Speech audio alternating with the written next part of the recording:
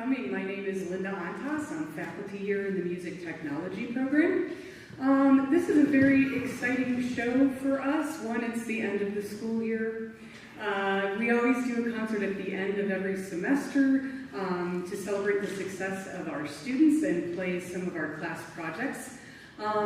This evening's headliners are our seniors who are going to present on their senior Capstone project, so we're all very proud of them and excited for them. The concert also features works from our MIDI and electroacoustic composition class, which is taught by Dr. Ben Furman back there at the desk, and Cheyenne John Henderson there. There are also pieces from Dr. Furman's sound design and synthesis. We're so glad you're here. Thank you so much. We hope you enjoy the show.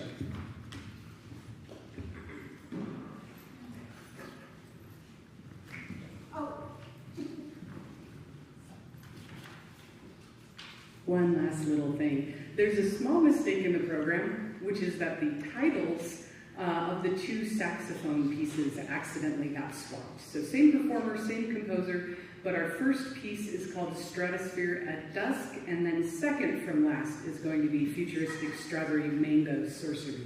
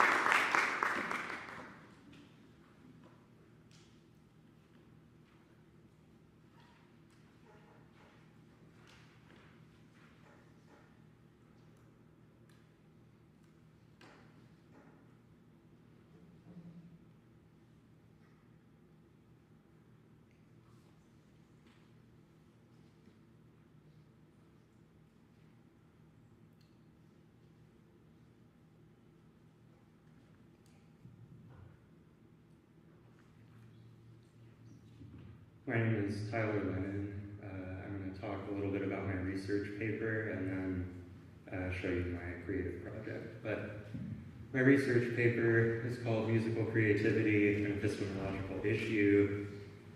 My thesis was that a rational approach to metaphysics through the lens of Bayesian analysis and classical Indian philosophy can greatly benefit and improve one's creative ability in music. To define some terms real quick, metaphysics, I'm referring to anything that isn't an observable physical phenomenon. Various religious and philosophical systems present metaphysical claims. They're usually derived from ontological or epistemological reasoning. And for the function of my thesis, I use the words religion, ontology, and spirituality interchangeably with metaphysics, but you could argue about them being the same. So the Pramanas are an epistemological framework in classical Indian philosophy. It stands for ways of knowing, and there are four big ones called verbal testimony, perception, inference, and comparison. They're applied in Ayurvedic medicine in a specific order. First, a doctor will start with a patient's testimony on how they feel. They'll then observe the patient to see if they can perceive any issues. After they observe the patient, they'll make inferences based on what they already know, and then we'll compare all of the data that they've gathered to figure out the best way to help the patient.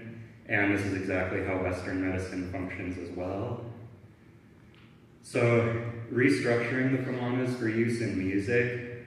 Music has physical properties to it, but they don't fully describe music. The ratio of 5/4 represents a major third, but simply saying 5/4 doesn't describe what it's like to hear one. Because of this, perception forms the final judgment on one's experience of music, and this is similar to the Charvaka school of classical Indian philosophy, who believe that perception is the only valid source of knowledge. So, an example of musical pramanas, my friend tells me about a band they think I would like. My friend says the band is jazz, and I tend to like jazz, so I make an inference that I might like it. I might compare it to other forms of jazz. I may like jazz rock more than straight-ahead jazz, but when I finally hear the music, something about it grabs me, and I prefer it to any jazz rock I've ever heard. So our inference about the music was correct, but our comparison wasn't, and was disproven through our perception. Now, when starting with testimony, here are just some examples of musicians who've achieved some level of success and deep musical connection with audiences throughout their careers. It seems like there's evidence of musicians drawing inspiration from metaphysical thought, like John Coltrane with God, or David Maslanka with active imagination. So to focus on Coltrane for a moment, we can make an inference about his testimony based on our own prior experience. I've heard amazing music from John Coltrane, and he claims it came from God. If he identifies that as a core part of his music, then his idea of God may serve a role in creativity. If they wanted to make similar music, a music theorist might examine his use of rhythm and harmony, and so we should investigate his role of spirituality since it also plays a role in his music. And this brings us to Bayesian analysis and comparison. Bayesian analysis presents two measures of a hypothesis's validity: confirmation and evidence. Both measures evaluate a hypothesis against a set of data, and data is just any observation about an object or phenomena. So as long as experience can constitute some form of data, but its validity is relative to the honesty of his testimony, and it still needs to be verified through empirical evidence. So this is just a little bit about confirmation, how it functions. It's a comparison between the posterior and prior probabilities of a hypothesis. The prior probability is the chance that a hypothesis happens in a vacuum, and the posterior probability is the chance that it happens given a set of data. If the probability of the hypothesis given a set of data is greater than the probability that it happens on its own, our degree of certainty is increased, and if it's lower, then our degree of certainty is decreased. The strength of its validity comes from a high degree of certainty across many experts on a topic, and since perception can constitute data for oneself, a topic without physical manifestation can have high confirmation if many people have perceived it in some way. Evidence is a comparison between two mutually exclusive and jointly exhaustive hypotheses, H and H prime, against the same set of data, which produces a function of likelihood. Mutually exclusive means they can't be true together, like the sun will rise tomorrow and the sun will not rise tomorrow. And jointly exhaustive means they cover all possibilities, like God exists or God doesn't exist. Essentially, if one is bigger than the other, it becomes the numerator, and the lower one is the denominator, and that produces a function of how likely the hypothesis is against its alternative. So now, using all of this to examine neuroscience, just some of the most important things I found are that neural circuitry can overlap among similar processes. The IFG and PSTG are linked to language and memory, and they also have increased activity during musical improv, which is a creative practice. And the RPFC activates during speech, sign language, and musical improv, which, again, is sort of just related to religious outlook as well.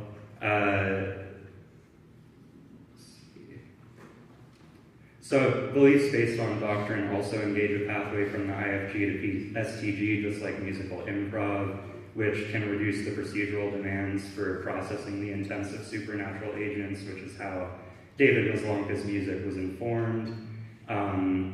Just a couple other things where the precentral gyrus has increased activity during religious thought, which controls motor function and can be beneficial to music. Both religious and non-religious people have increased activity in the medial parietal region when answering questions about religious imagery, which implies that their answers are serving to affirm their worldview no matter what it is. And quoting Boyer, he said that people relax their standards of rationality because certain doctrines fit their inference machinery in a way that seems credible.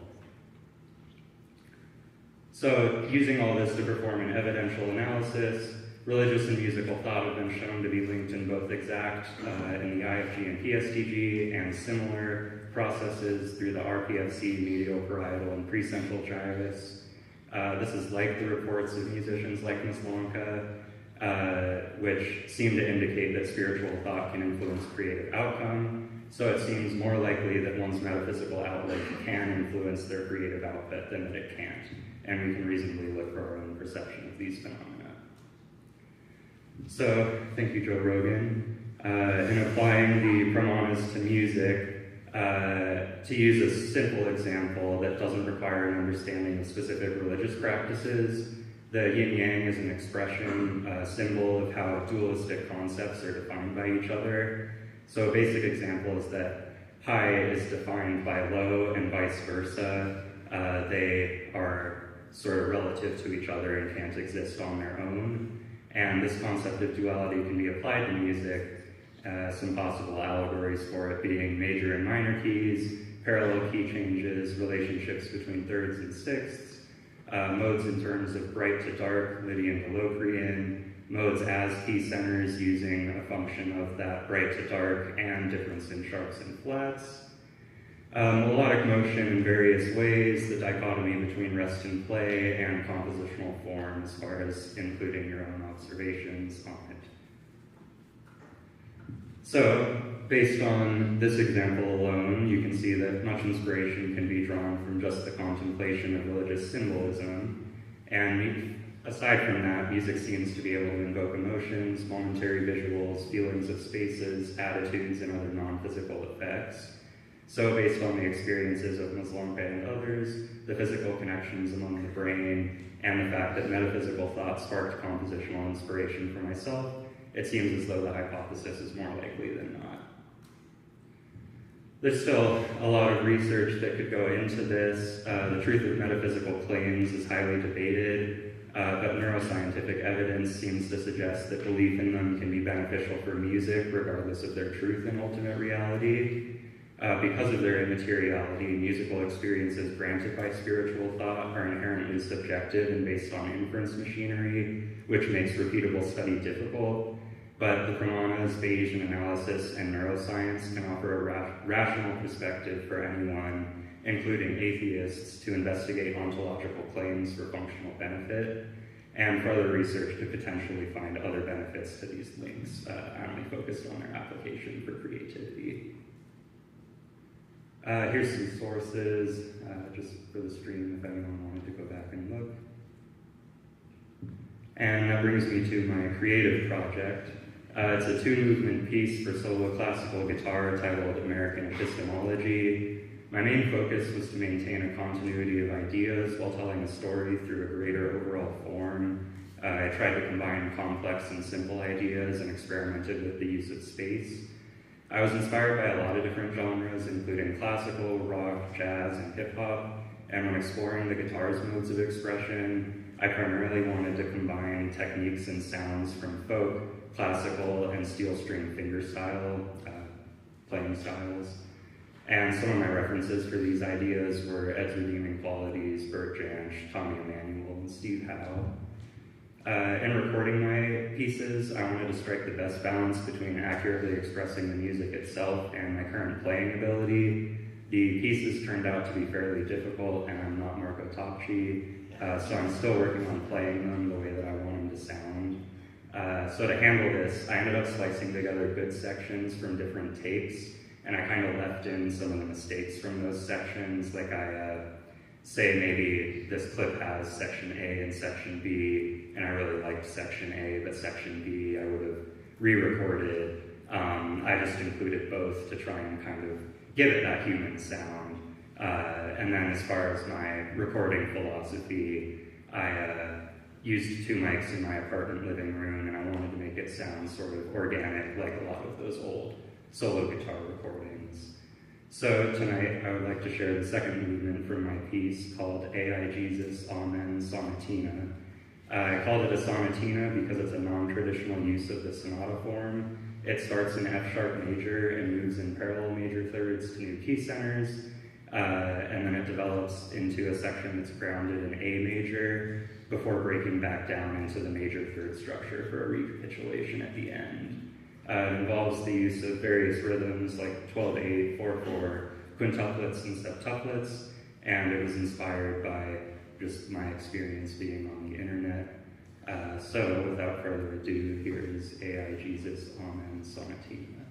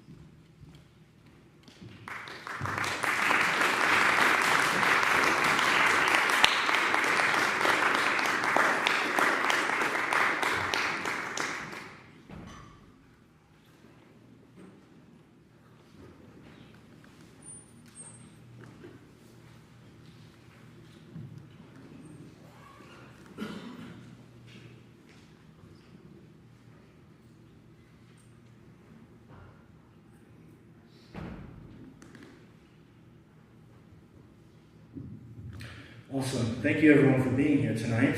I know it's not easy coming to a concert on a Sunday evening, but a lot of, I think I speak for a lot of people here that we put in a lot of work over this semester, and it's great to see all of our projects come to life and see the progress that we've made. Before I kind of talk a little bit about my research and my creative project, one thing that feel free to do, if not, you don't have to, moving to the center, these center seats will improve your overall stereo imaging. So it'll sound maybe a little bit better, and you'll be able to hear a little bit more of the spatialization for some of these recordings. So feel free to do that if you'd like. If not, get comfortable. What I decided to do for my research project as an aspiring film composer, one thing I feel like that's very overlooked in the industry and by the consumers as well, is the power music has behind the screen. And what I mean by that is, a lot of us, if we think about it, it's pretty stupid to imagine a movie without any sort of music or sound to it. And one thing that I took from this idea is, what if you were able to tell a story just with the music? And ultimately, all music does that, regardless if it is to a screen or if it is being performed solo on stage. But this story I wanted to take a second to talk about. I guess I'll talk about the research a little bit first. It was specifically about the intersection of psychology and film music. So why do we feel the way that we do when we're listening to specific music of certain composers or for certain genres? Why do we feel really scared when a violin is really high up in pitch when they're playing? And it relates to a lot of things. I won't go into depth because I would really like to get to this music. Is three different aspects. One is emotional conditioning, and this is how does music create emotion?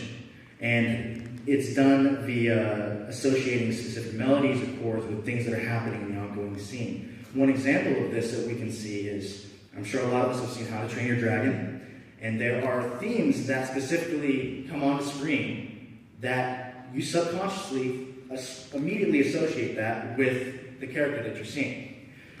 So that's in simple terms. Cultural conditioning is the second thing, and that's about how does our background, how does our culture affect the way that we perceive some of these things that we're engaging with. So for example, I'm sure maybe some people that have more musical experience, surrounded by it more so when they were young, maybe associate a specific instrument with nostalgia. It reminds you of back when you were a kid, wherever and however that may be. And, excuse me, I lost my spot. Other people may associate that specific instrument maybe with uneasiness. Maybe that's because that instrument specifically was introduced to them as soon as they started going and seeing movies at the theater. So that could be anything from, say, the violin. Some people grew up playing the violin, started playing violin when they were very young. And some people, on the other hand, may have approached this by viewing a horror movie that has a lot of really shrill and really scary and uneasy violin solos in it. The last thing, auditory perception, and these all can get really confused, and ultimately the idea you want to kind of just think of all together. I mean, why do we enjoy music? Why do we perceive the things that we do while we're watching this film? Auditory perception is things like using dissonance, so notes, for those of you that may not know, notes that are really close together and they just don't sound like they belong together.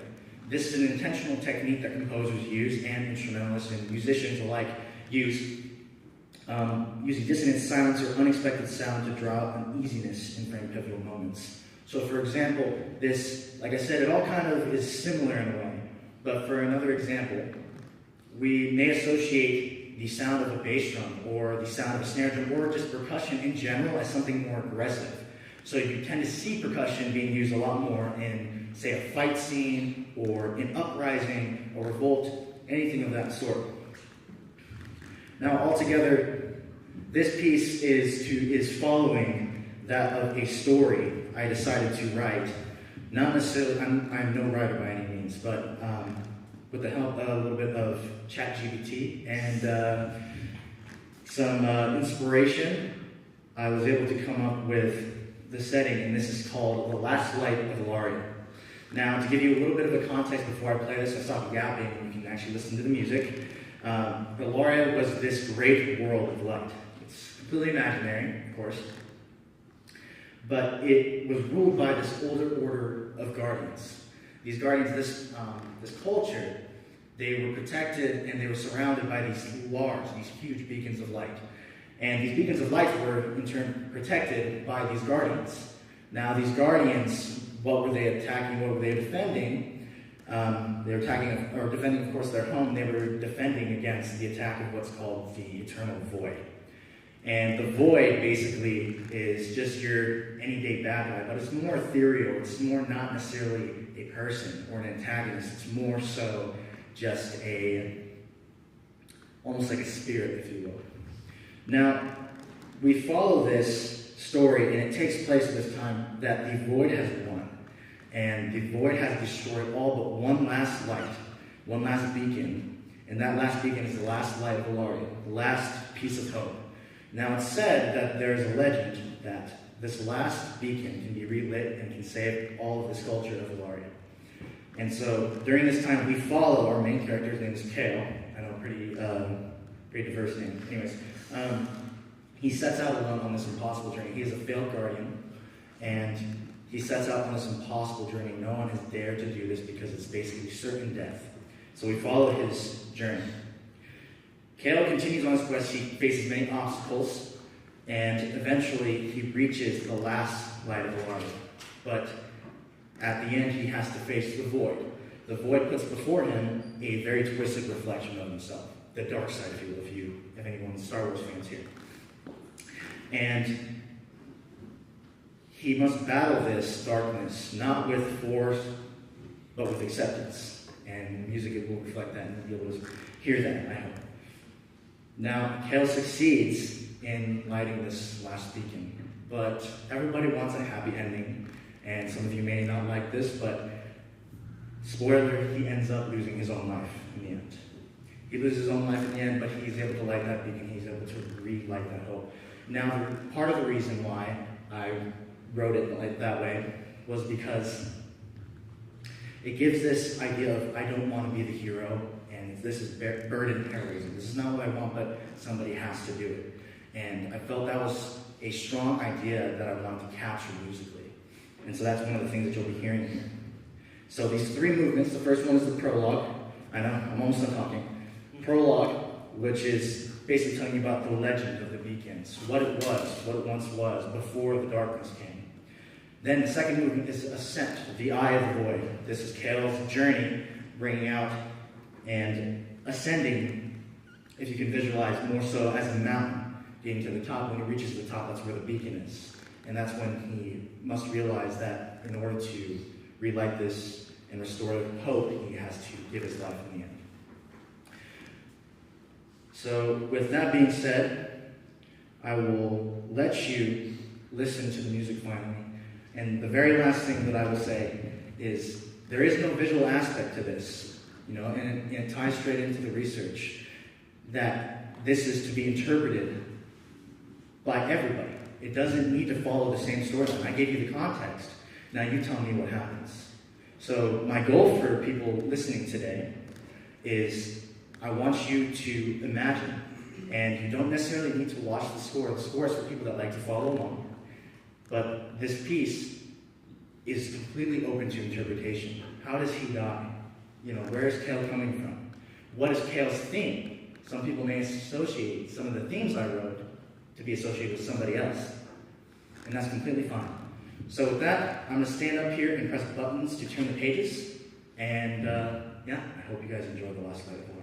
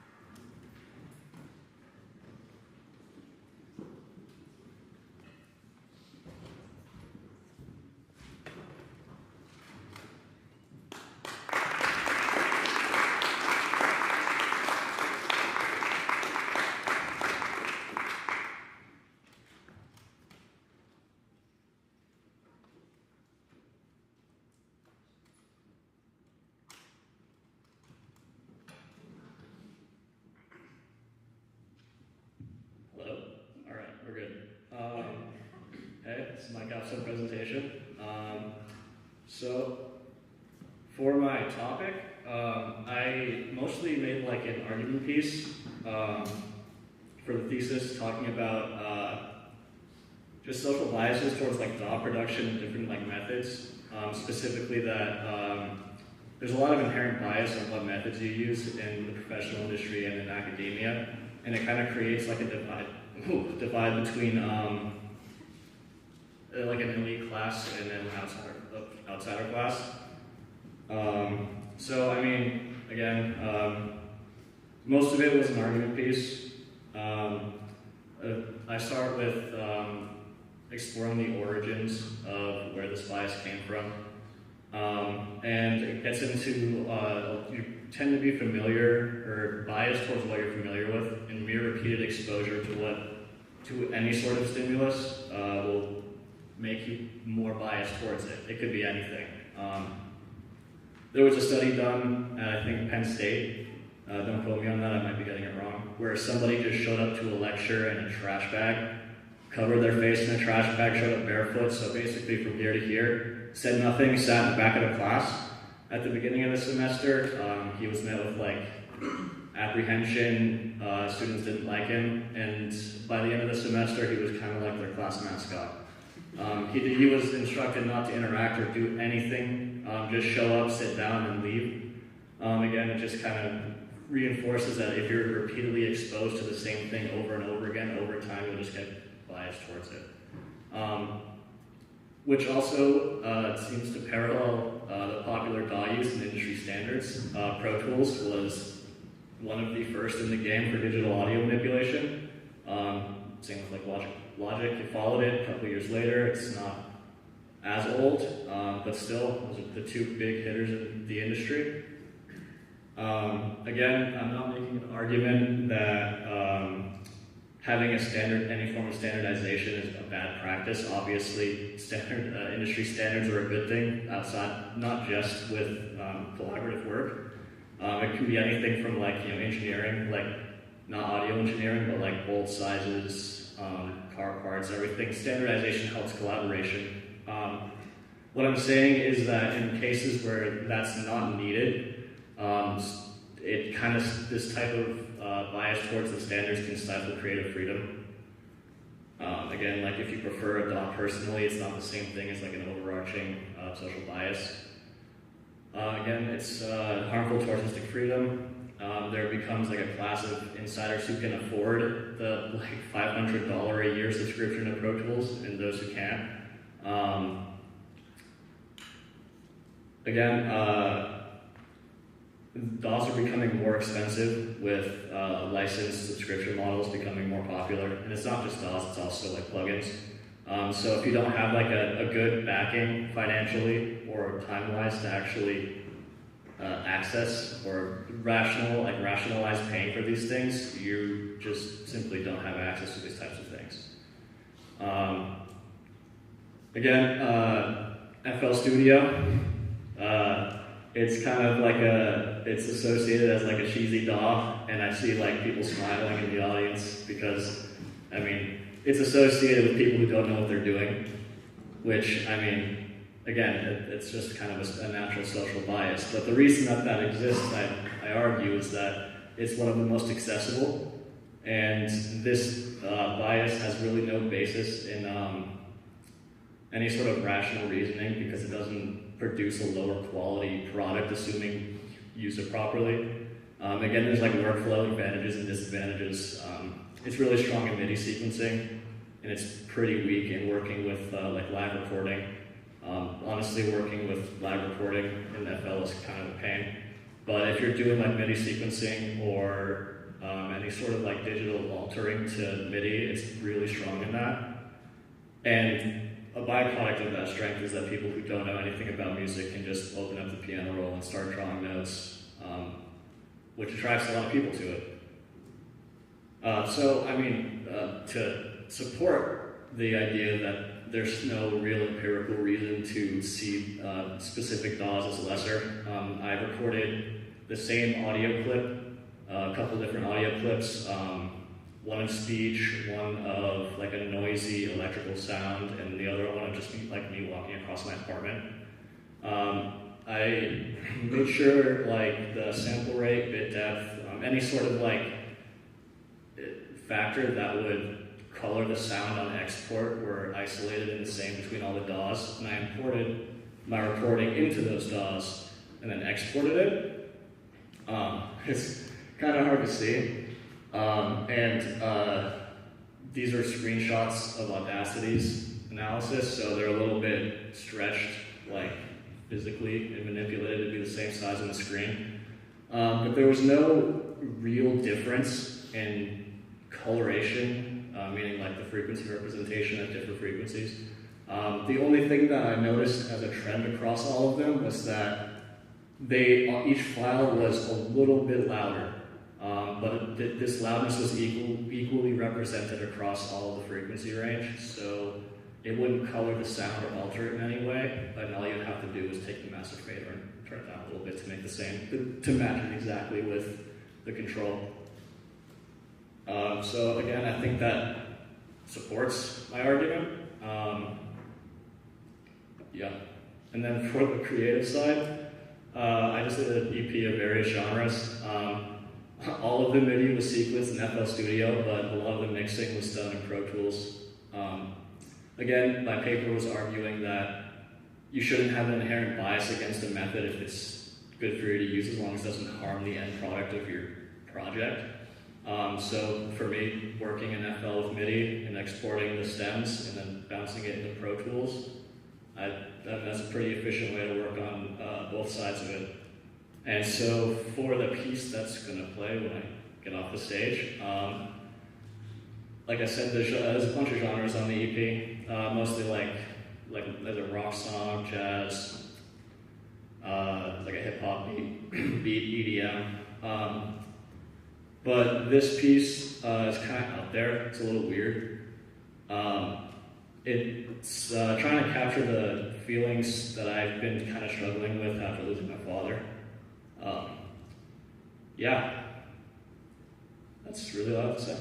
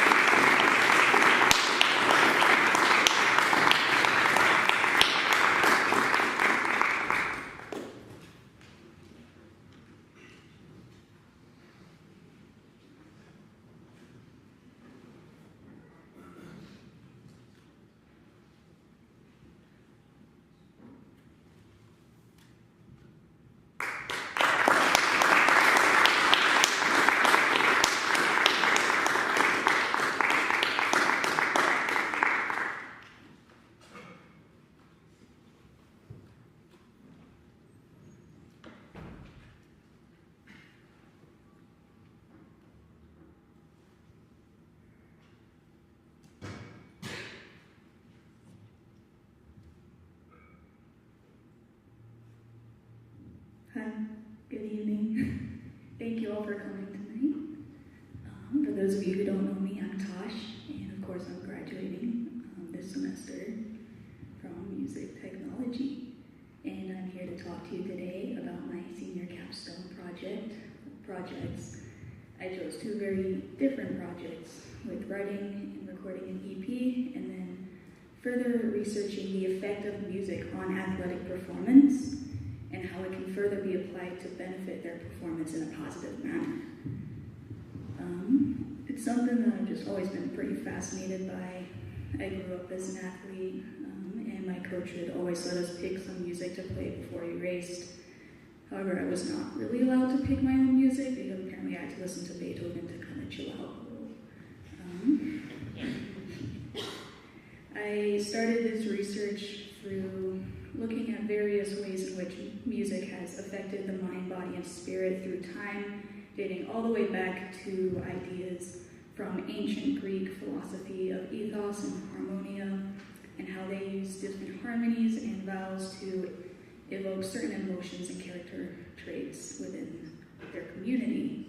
This further developed more into looking at various practices of vibrational healing, from medicinal practices, as well as holistic approaches where various frequencies, harmonies, music, or soundtracks are used to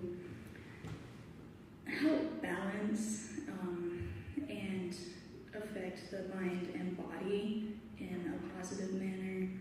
Some examples of this would be through using Tibetan singing bowls, or meditation music, or even yoga, through helping to maybe reduce anxiety, improve focus, both mentally and physically, including ideas of maybe the butterflies in your stomach, or just feeling a little stressed on the day. This further also led me to look more at scientific approaches through the topic of psychoacoustics and recent studies done on athletes and how music affects their performance.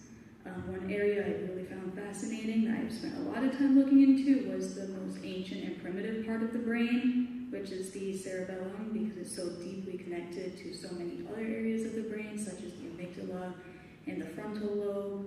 And it's also so highly influenced by music and rhythmic activity that this can have so many strong effects on our emotional regulation, as well as our motor controls and body movements. This is shown through a lot of scientific studies. I found a lot of them. It's kind of hard to narrow down which ones I really wanted to look into.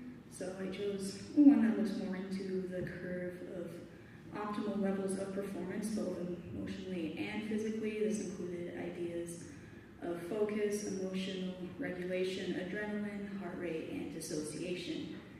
And a lot of the studies showed how different aspects of music, or different music genres, such as rock and roll, classical, jazz, or even harmony, lyrics, tempo, instrumentation, can all have such a strong impact on how we feel emotionally and physically, and can help bring an athlete's level of performance readiness to its optimal peak so they can perform the best they can, whether that be getting a little more excited and pumped up, or even just having to calm down. I further then looked at my own study and decided to send a survey out to a wide variety of athletes from so many different sports, including ski racing, endurance running, lacrosse, and jiu-jitsu. And for the most part, I asked just how they feel in general before they compete, and whether music is a part of their routine, what kind of music they listen to, and how it makes them feel. And for the majority, most people say, yeah, I listen to music before I compete. And this was all because it helped to drown out negative thoughts or other distractions, help them get into the right headspace and physical readiness through just stimulating their muscles to reach their peak performance. However, of course, not everyone listens to music before they perform, and so I had actually a surprising number of people who said no. But the results for why they don't listen to music were for the same reasons that those who do listen to music, in saying that they just found that no music helped them to be a little more present in the moment, and they found it too overstimulating, and that they would honestly get a little more nervous or overexcited, which would be detrimental to their performance. So overall, from this study, I just found that it's unique to every single athlete and every single individual, and when it comes to the application of music in sport performance, it's super important for the athlete and the coach to have a good relationship and understanding between each other in order to provide some soft experimentation on how music can in fact be helpful to help them feel ready to perform as best they can. Some examples I thought of were listening to everyday music that helps to create a sense of normalcy, maybe help to ease anxiety or improve their mood, make them a little more excited to be there, or choosing music to help them reach a certain emotional state or physical state, such as classical or jazz, maybe certain lyrics if people are into hip-hop and that just helps them out.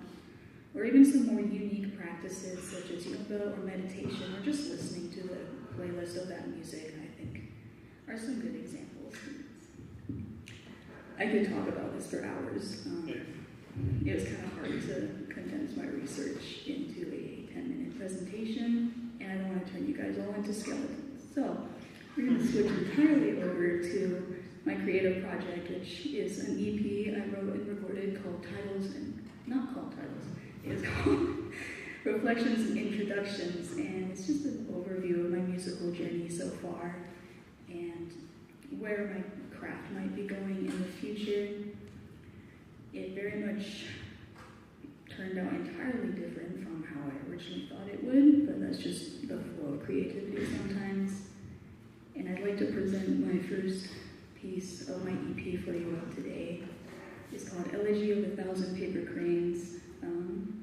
It was inspired off of the idea that a lot of my favorite bands, they have little instrumental intros, outros, or interludes that they create, and I decided I wanted one, so I made one.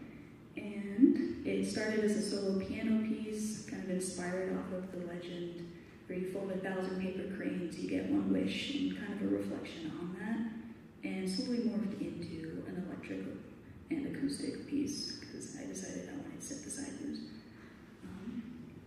I hope you all enjoy listening. Thank you for coming tonight, and thank you for having me in this program. It's been an honor. I learned a lot more than I thought I did. So, thank you. Enjoy.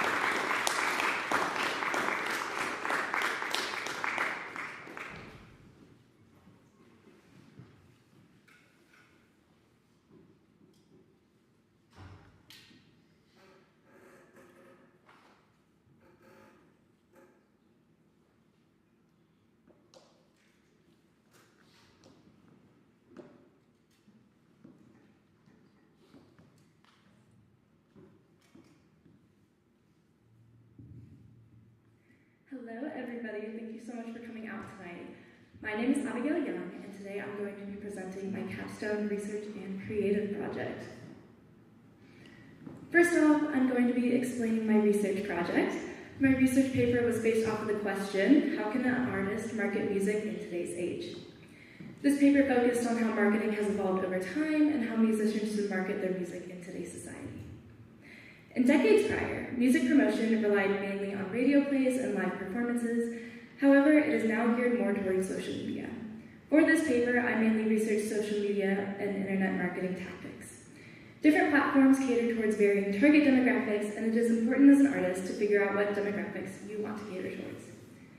Different target demographics can include, but are not limited to, age, location, and interests.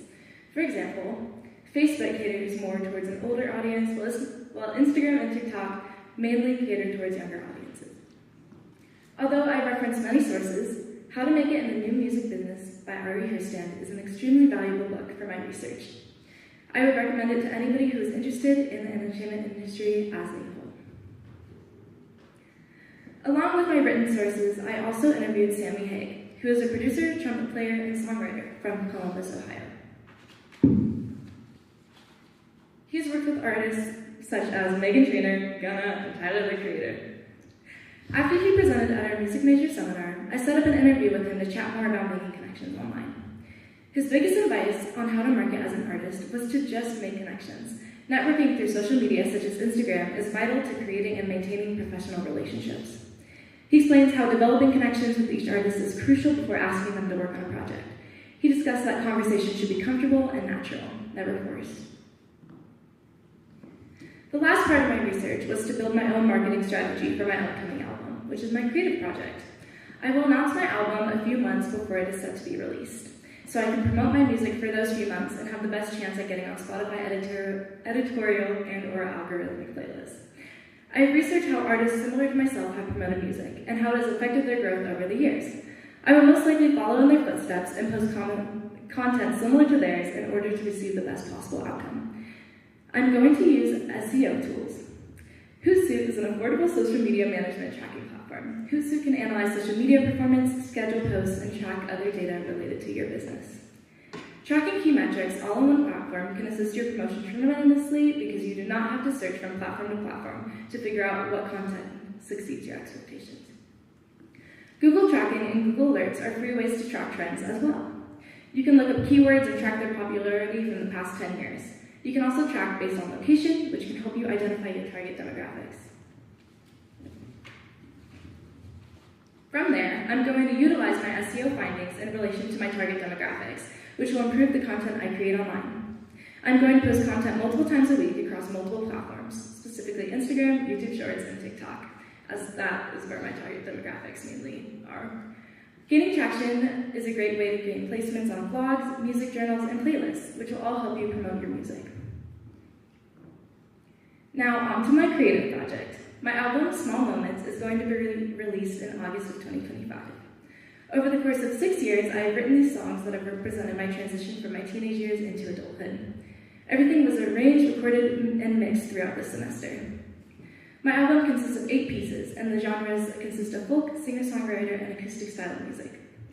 The piece I'm going to play for you today is called Worried Eyes. I wrote this song the week before the semester started, and I originally did not think it would be on the album. However, it became one of my favorites, and it is now the closing piece of my album.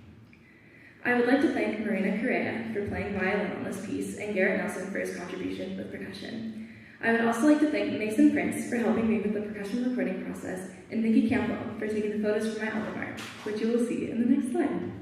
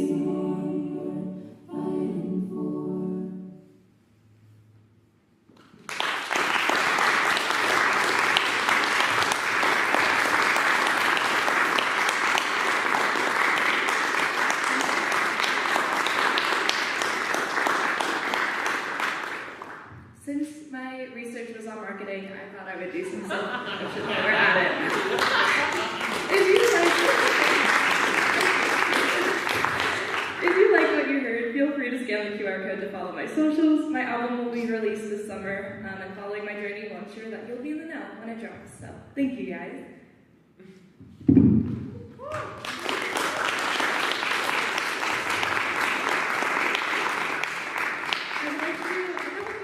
Before we go, I would like to thank everyone in this room for listening to all of our capstone presentations and all of our pieces.